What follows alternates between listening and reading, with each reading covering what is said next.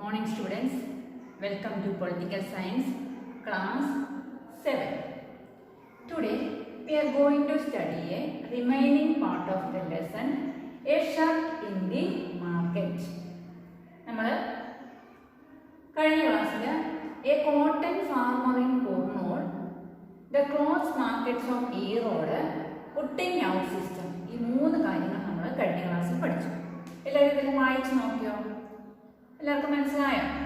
ഇന്ന് നമ്മൾ പഠിക്കാൻ പോകുന്നതാണ് the garment exporting factory near Delhi, the shirt in the United States, market and quality. ഈ മൂന്നെണ്ണമാണ് നമ്മൾ ഇന്ന് മെയിനായിട്ട് പഠിക്കാൻ പോകുന്നത്. അപ്പോൾ ആദ്യം നമ്മൾ പഠിക്കാൻ പോകുന്നതാണ് the garment exporting factory near Delhi. Okay, a shirt in the market. The garment exporting factory near Delhi. The Erode merchant supplies the cotton clothes produced by the weavers to a garment exporting factory near Delhi. ഇപ്പോൾ ഈറോഡിലുള്ള merchant വീവേഴ്സിൻ്റെ കയ്യിൽ നിന്നും വാങ്ങിച്ച ഈ cotton cloth ഇവരോരോ garment exporting ഫാക്ടറിയിലാണ് എത്തിക്കുന്നത്. അത് ഡൽഹിക്ക് അടുത്താണ്. Okay, the garment exporting factory will use the cloth to make shirts. എന്നിട്ട് ഇതെന്താ ചെയ്യും? ഈ ക്ലോത്ത് യൂസ് ചെയ്ത് ഷർട്ട് നിർമ്മിക്കും. The shirt will be exported to foreign buyers.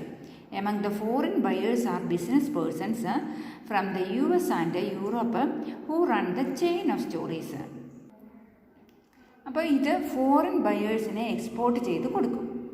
അപ്പോൾ ചെയിൻ ഓഫ് സ്റ്റോർ, അതായത് റൺ ചെയ്യുന്ന ബിസിനസ് പേഴ്സൺസ് ആയിരിക്കും ഫോറിൻ ബയേഴ്സ് എന്ന് പറയുന്നത്.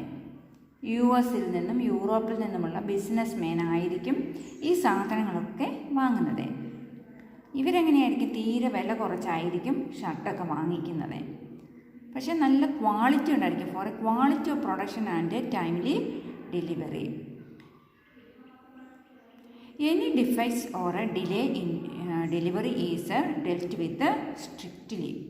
So the exporter tries his best to meet the conditions set by these powerful buyers. അപ്പം നല്ല quality ഉള്ളതായിരിക്കണം. അപ്പം സമയാസമയത്ത് അത് കൊടുക്കുകയും വേണം. ഇതാണ് അവരുടെ രീതി.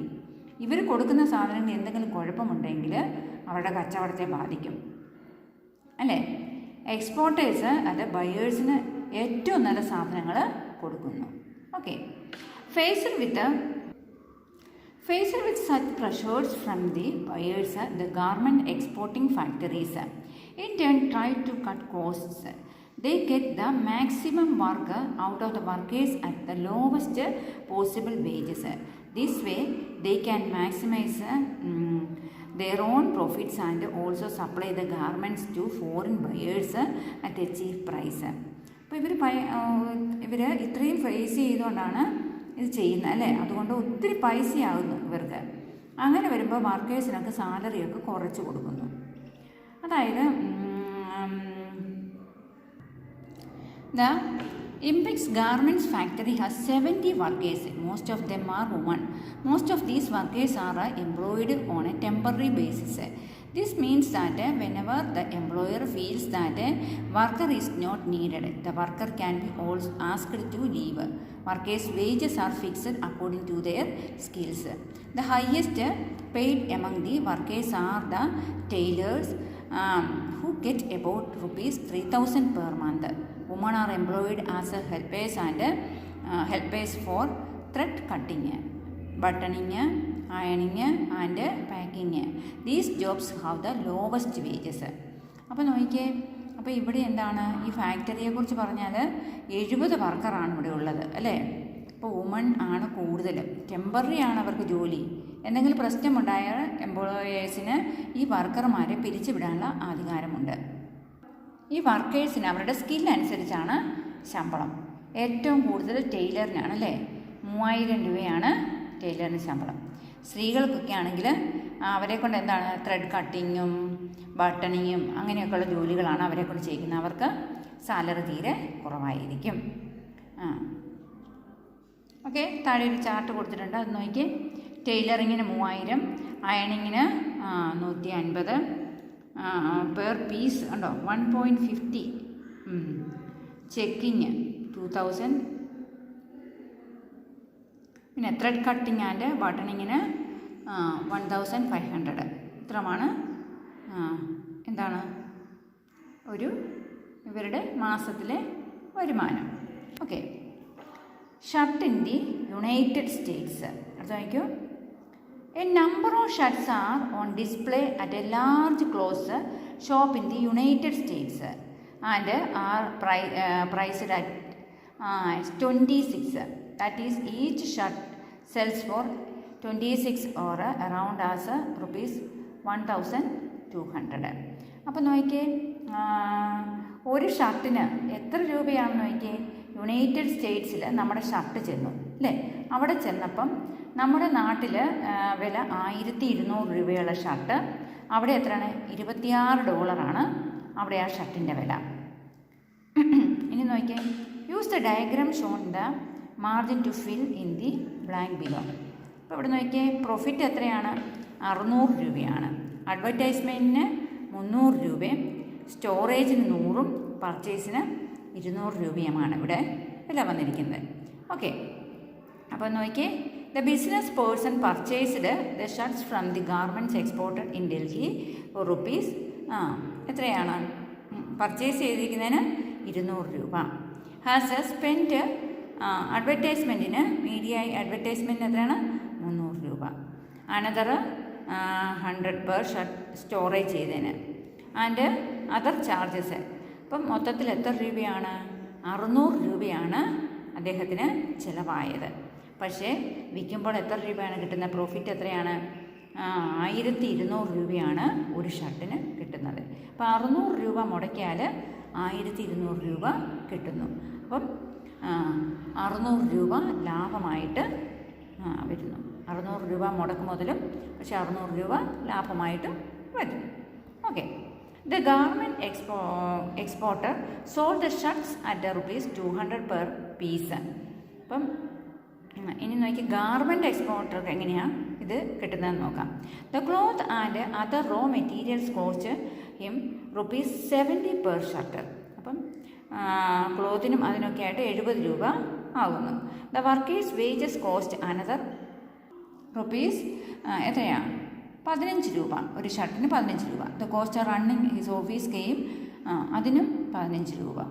Can you calculate the profit shirts for the garment exporter. അപ്പോൾ എത്ര രൂപയാണ് അയാൾക്ക് ചിലവായത്? എത്ര രൂപ അദ്ദേഹത്തിന് ലാഭം കിട്ടി? അപ്പോൾ എത്ര രൂപയാണ്? അപ്പോൾ 100 രൂപ ചിലവായപ്പോൾ 100 രൂപ അദ്ദേഹത്തിന് ലാഭം കിട്ടുന്നു. Okay. Who are the gainers in the market? A chain of markets links the producer of cotton to the buyers at the supermarket. അപ്പോൾ ഇവിടെ ഒരു ചെയിൻ ഓഫ് മാർക്കറ്റാണ് നമ്മൾ കാണാൻ സാധിക്കുന്നത്. ഓരോ സ്റ്റെപ്പിലും സാധനങ്ങൾ every steps in the chain വിൽക്കുന്നതും വാങ്ങുന്നതും കാണാൻ പറ്റുന്നുണ്ട്. Okay. Let us recall who were the people who were involved in this process buying and selling. അപ്പം നോക്കി, ഇവിടെ ചിലർക്ക് ധാരാളം പ്രോഫിറ്റ് ലഭിക്കും, ചിലർക്ക് ജീവിക്കാൻ പോലുമുള്ള പൈസ ലഭിക്കുന്നില്ല എന്ന് നമുക്ക് കാണാൻ പറ്റി. അപ്പം ഇവിടെ നമ്മൾ കണ്ടത് എന്താണ്? ഗാർമെൻറ്റ് എക്സ്പോർട്ടേഴ്സിന് നന്നായി ലാഭം ലഭിക്കുന്നുണ്ട്, അതുപോലെ മർച്ചൻറ്റിനും ലഭിക്കുന്നുണ്ട്, അതുപോലെ ബയേഴ്സിനും ഒക്കെ കൂടുതൽ ലാഭം ലഭിക്കുന്നുണ്ട്. പക്ഷേ എന്താണ്, ആർക്കാണ് ലാഭം ഇല്ലാത്തത്? നോക്കി, people who didn't gain as much in the market. അപ്പോൾ അതായത് അധികം ലഭിക്കാത്ത എന്താണ്, കോട്ടൺ കൾട്ടിവേറ്റേഴ്സിനും പിന്നെ അതുപോലെ വീവേഴ്സിനും ഒന്നും കൂടുതലായിട്ടും പൈസയൊന്നും ലഭിക്കുന്നില്ല. Okay. Market and equality. The foreign business persons made huge profits in the market. അപ്പം ഫോറിൻ ബിസിനസ് പേഴ്സൺസാണ് കൂടുതൽ മാർക്കറ്റിൽ കൂടുതൽ പ്രോഫിറ്റ് ഉണ്ടാകുന്നത്. അപ്പം അതുപോലെ തന്നെ compared to these the garment exporter made only moderate profit. On the other hand the earnings of the workers at the garment exporters factory are barely enough to cover their day-to-day needs. Similarly, we saw the small cotton farmer and the weavers or erode putting along hours of the hard work. But they did not get a fair price in the market for what they produced. The merchants or traders are somewhere in between compared to the weavers.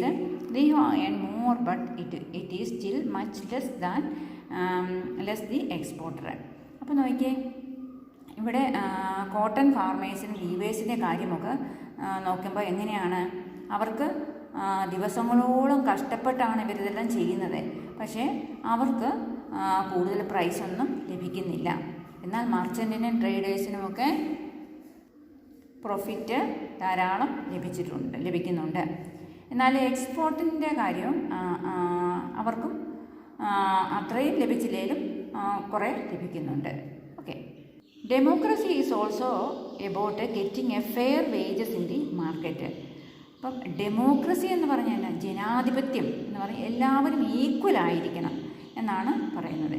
പക്ഷേ എല്ലാവർക്കും അവർ ചെയ്യുന്ന ജോലിക്ക് equal വേതനം ലഭിക്കുന്നുണ്ടോ? ഇല്ല. അതാണ് ഇവിടെ പറയുന്നത്. On one hand, the market offers people opportunities for work and to be able to sell things that they grow or produce. അപ്പോൾ എന്താണ്, ഈ മാർക്കറ്റിലെ ആൾക്കാർക്ക് ജോലി കൊടുക്കുന്നുണ്ട് അല്ലേ. അതുപോലെ തന്നെ അവർക്ക് എന്തെങ്കിലും സെല്ല് ചെയ്യുവാനുള്ളത്, ഇവരുടെ സാധനങ്ങളൊക്കെ പ്രൊഡ്യൂസ് ചെയ്യണമെങ്കിൽ അതിനുള്ള പ്രൊഡ്യൂസ് ചെയ്തിട്ട് അത് സെല്ല് ചെയ്യാനും പറ്റുന്നുണ്ട്. അതിനുള്ള അവസരമൊക്കെ കിട്ടുന്നുണ്ട് അല്ലേ. On the other hand it is usually rich and powerful. ഇപ്പോൾ റിച്ച് ആയിട്ടും പവർഫുൾ ആയിട്ടുമുള്ള ആൾക്കാർക്കാണ് ഏറ്റവും കൂടുതൽ ലാഭം ലഭിക്കുന്നത്.